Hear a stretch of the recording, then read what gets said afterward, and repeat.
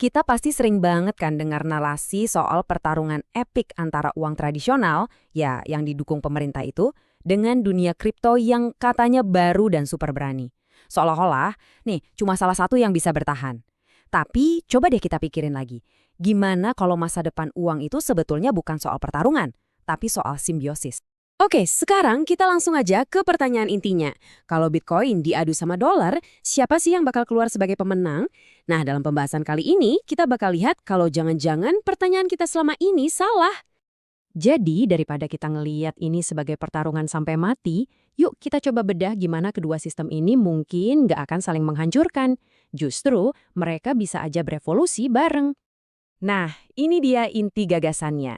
Masa depan itu bukan tentang satu pemenang tunggal. Tapi sebaliknya, ini tentang sebuah hubungan yang baru dan kompleks. Sebuah ekonomi hibrida di mana masing-masing punya perannya sendiri-sendiri. Oke, kita mulai dari Bitcoin dulu.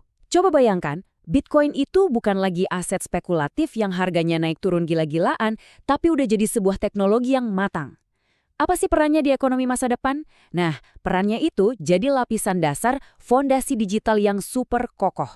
Jadi, ketika harga Bitcoin nanti sudah stabil, dia bisa punya 3 peran kunci. Pertama, sebagai emas digital, semacam jangkar nilai buat seluruh dunia. Kedua, sebagai teknologi utama untuk menabung. Dan ketiga, dengan bantuan teknologi kayak Lightning Network, dia bahkan bisa loh jadi alat pembayaran yang praktis buat transaksi kecil, ya kayak beli kopi gitu. Analogi dari Michael Saylor ini benar-benar pas banget. Coba deh jangan pikirin Bitcoin sebagai mata uang, tapi sebagai properti digital di lokasi paling premium. Dia itu fondasi yang kokoh, si Cyber Manhattan ini, di mana inovasi-inovasi keuangan lainnya bisa dibangun di atasnya. Oke, tadi itu argumen buat Bitcoin. Sekarang kita pindah ke sisi satunya lagi. Kenapa mata uang yang didukung pemerintah atau fiat nggak bakal hilang gitu aja? Ternyata ada alasan-alasan struktural yang kuat banget kenapa fiat bakal tetap relevan. Ada 3 pilar utama nih yang menopang eksistensi fiat. Pertama, pemerintah kan wajibin kita bayar pajak pakai mata uang nasional, itu otomatis menciptakan permintaan yang permanen.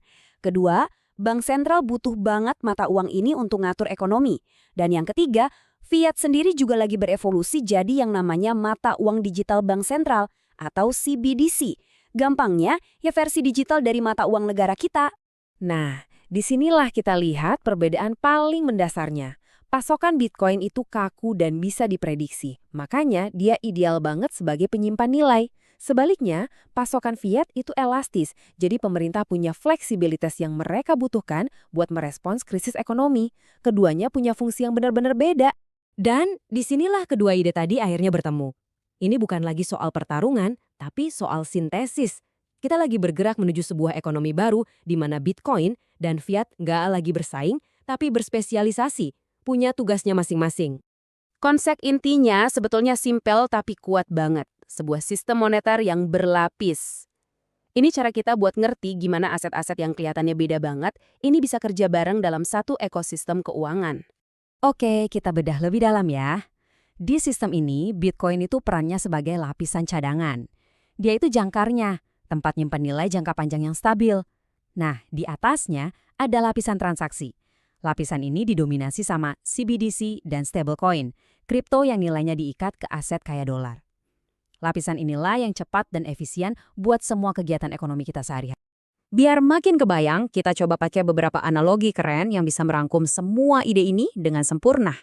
Ini analogi pertama yang keren banget. Coba bayangin, Bitcoin itu kayak termos yang sempurna. Anda masukin nilai ke dalamnya dan nilai itu bakal tetap utuh selamanya.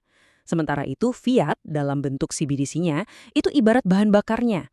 Dia yang jadi pelumas yang bikin mesin ekonomi harian kita jalan terus. Jadi, satu buat menyimpan, satu lagi buat menggerakkan. Dan ini dia analogi terakhir yang menyatukan semuanya. Bitcoin itu ibarat batu granit, padat, solid, nggak akan pernah bergeser. Ini adalah tempat yang aman banget buat membangun kekayaan jangka panjang Anda. Tapi kita kan tetap butuh air yang mengalir di atasnya kan? Nah, fiat itu airnya. Fleksibel untuk semua kebutuhan hidup kita sehari-hari. Jadi, kesimpulannya apa? Kita ini nggak sedang menuju dunia dengan satu mata uang super. Tapi kita menuju masa depan moneter yang pluralistik. Sebuah ekosistem di mana aset-aset yang berbeda seperti Bitcoin dan CBDC masing-masing punya tugasnya sendiri yang sangat terspesialisasi. Nah, ini semua membawa kita ke pertanyaan terakhir yang cukup provokatif. Di dunia di mana ada fondasi granit yang super kokoh dan ada juga air yang mengalir dengan fleksibel, kekayaan Anda itu sebetulnya dibangun di atas apa?